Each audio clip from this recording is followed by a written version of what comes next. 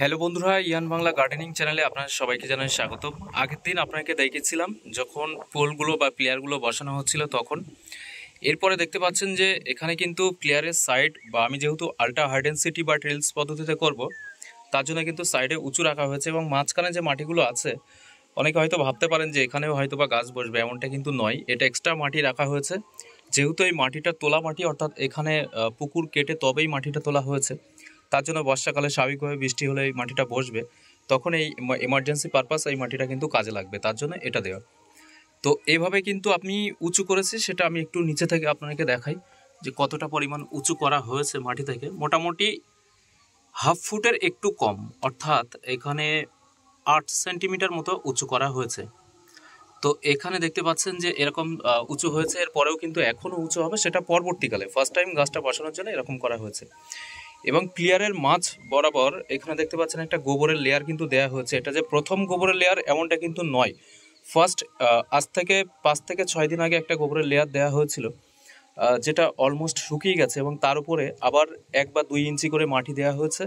তার উপরে ফের আরও একবার গোবরের লেয়ারটা কিন্তু দেওয়া হয়েছে। সমগ্র লাইন বরাবর আপনারা দেখতেই পাচ্ছেন যে এগুলো কিন্তু গোবরের লেয়ার। এই সাইডে ফার্স্ট দেওয়া হয়েছে, তার জন্য শুকিয়ে গেছে, সাদা হয়ে গেছে, অনেকটা বোঝা যাচ্ছে না। এগুলো টাটকা দেওয়া, তার জন্য বোঝা যাচ্ছে। তো এই গোবরের লেয়ারটা দেওয়ার পরে আমার যেহেতু আমি যেটা রোপণ করব সেটা হলো কাটিং চারা, অর্থাৎ এখানে কোনো রুটস থাকবে না, অনলি কাটিং, ড্রাগনের ডাল যেটা হয় সেটা। তার জন্য আমি এখানে শুধুমাত্র গোবর, নিমখোল এবং ভার্মি কম্পোস্ট যেটা, সেটা ইউজ করব। ভার্মি কম্পোস্টটা আমি ইউজ করব এখানে প্রতি গাছ পিছু মোটামুটি 100 বা 200 গ্রাম মতো, তার বেশি নয়। যেহেতু একদম নিউ ডাল, এখানে কোনো রুটস নেই, গাছের নিজস্ব যে একটা ইমিউনিটি পাওয়ার, যেটাকে ও নিজে মানে করতে পারবে মাটি থেকে, সেটা নিতে পারছে না।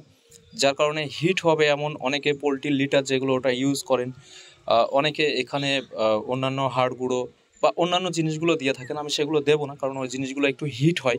গাছের যেহেতু রুটস নেই, মানে নিজের যে ক্ষমতা, শরীরে সেই ক্ষমতাটাই নেই, সেক্ষেত্রে সেগুলো রুটস ছাড়লে বা পরবর্তীকালে যখন নিউ ব্রাঞ্চ আসবে তখনই আমি ওইগুলো প্রয়োগ করব।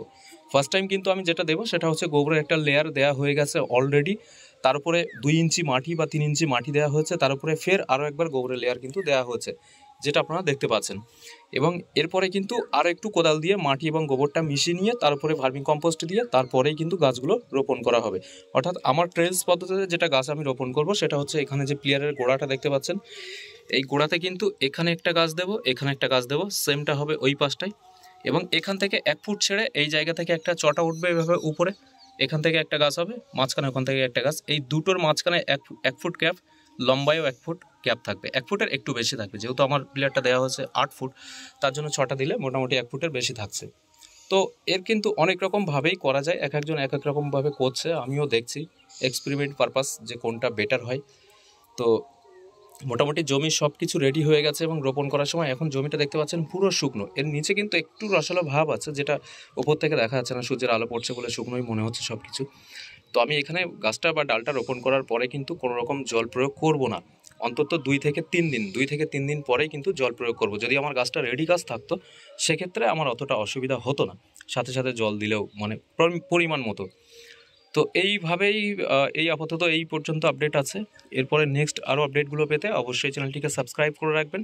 পরবর্তী ভিডিওতে কিন্তু গাছ রোপণ থেকে শুরু করে কিভাবে কি রোপণ করা হচ্ছে, কটা করে গাছ বসছে এবং খুঁটি কিভাবে দেওয়া হচ্ছে, বা উপর থেকে তার যেটা টানা হবে সেই তারটা কীভাবে টানা হচ্ছে, সব কিছু আপডেটগুলো কিন্তু পরবর্তী ভিডিওতে আপনারা পেয়ে যাবেন।